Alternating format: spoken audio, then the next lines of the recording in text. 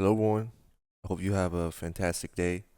In this video, we're gonna solve Steel Mountain. Steel Mountain is part of offensive pen testing learning path, and we're gonna start it off with reverse search. You don't even need to have to reverse search for that image.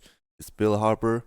I'm gonna run Ruscan alongside Nmap because once again, Ruscan is a much quicker tool to use.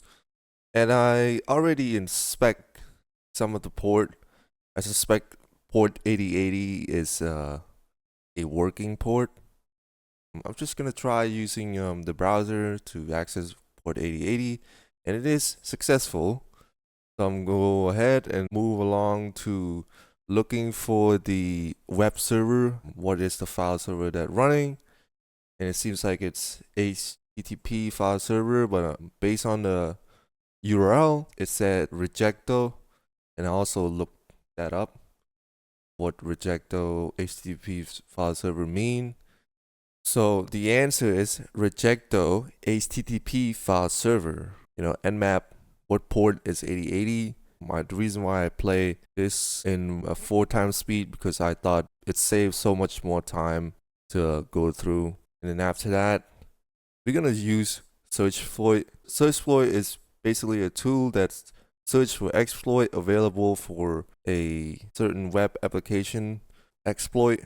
You could use it to look up some information to find exploit exists online. For the CVE, it is 2014 6287. And after that, we're going to use Metasploit. And for initial interpreter, you're just going to need to set all hosts to the target machine, then all port to 8080. And then also I set the L host to our VPN connection, the TryHackMe VPN if you connect from Cali and so on.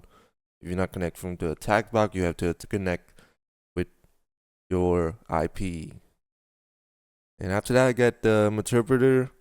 We could easily navigate to user build desktop to get the user.txt. And then the room recommend you to upload a Metasploit shell.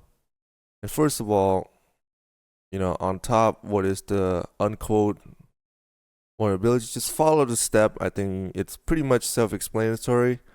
So it is Advanced System Care, System 9. Follow the step carefully and you should be A-OK.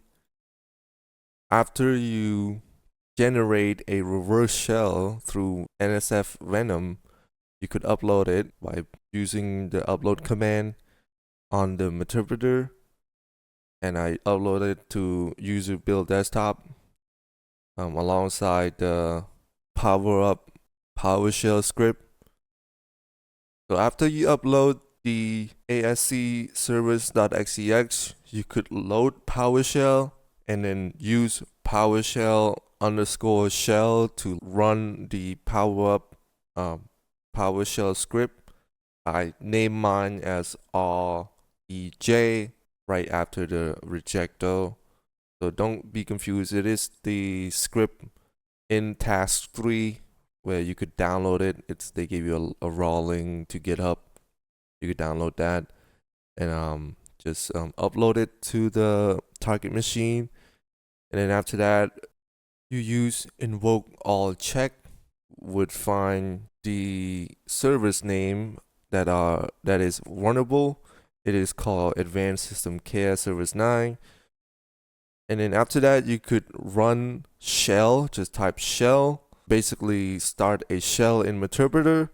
You could use sc stop Advanced System Care System 9 to stop the service. You could control C to exit if you want to exit from the shell. But if you're not, you could copy the ASCService.exe generated Metasploit binary that you created from your machine. You could copy just type copy ASCService, the binary that you upload, and then copy it to program file IO bit advanced system care ASCService.exe. So you just replace the legit binary with your executable. So it is once you start the service again, you could just type sc start. Before you start it, you must run the netcat according to the port that you set it with. And then when you start the service again, you should get a reverse shell on your netcat. So it is pretty much a root access. But this is not done. I also attempt doing task 4. Task 4 is basically try to get root without having access to Metasploit or start the Metasploit. So you basically, with task 4, the room suggests you to download an exploit. Just click on the hyperlink, and the exploit will allow you to set the IP address. The IP address is your IP address, and also the local port is whatever port you want to set to. I keep it default, and then what you have to do is you could see me trying to use Python, but it doesn't really work. So I test out Python 1, it doesn't exist. Python 3, it doesn't work. So what you have to do is use Python 2. That's how you solve this task. But before you do anything, you must set netcat to the port that you set to the exploit. So lvnp 443, which is the port I use, and then -s, and type out your machine IP, and then you run a Python server with port 80. So when the script run, you must have a nc.exe binary on your machine too. You just download it from GitHub. It's pretty easy. You don't need to change or modify anything. You just keep it on directly on the folder where you exploit all your script at. Mine is home/Cali, and you basically get into the system.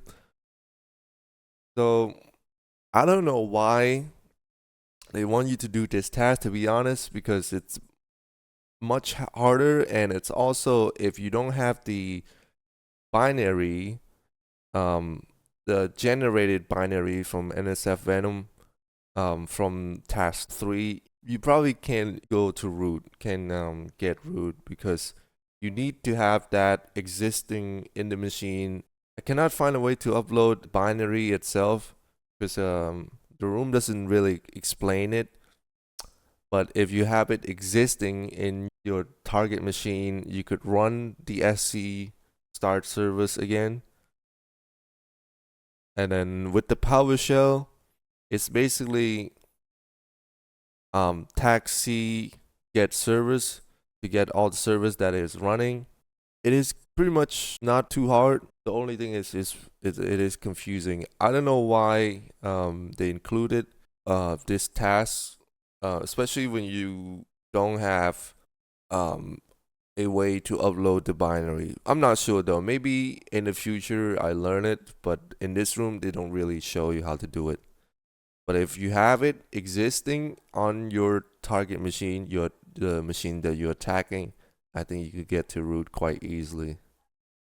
So once again, you watch me struggle a little bit. If in case you're confused, I also gave you a instruction, step-by-step instruction for task 4 in the description down below, and you just read it out. You basically start a server with port 80 and start netcat with port 443. That's based on the exploit from task 4. After that, you could run the exploit with Python 2 after you modify it with your IP. And once that happened, you get the initial shell to start it up. And then you could run sc start advanced service ASCService 9 with another netcat that you bind it with the ASCService.exe, and then you get the root. That's basically it. And that's it for the room. I hope you solve it. It is pretty confusing for task 4, but I hope you solve it. I hope my video could help you out and how to solve it. And yeah, I hope you have a wonderful day. See ya.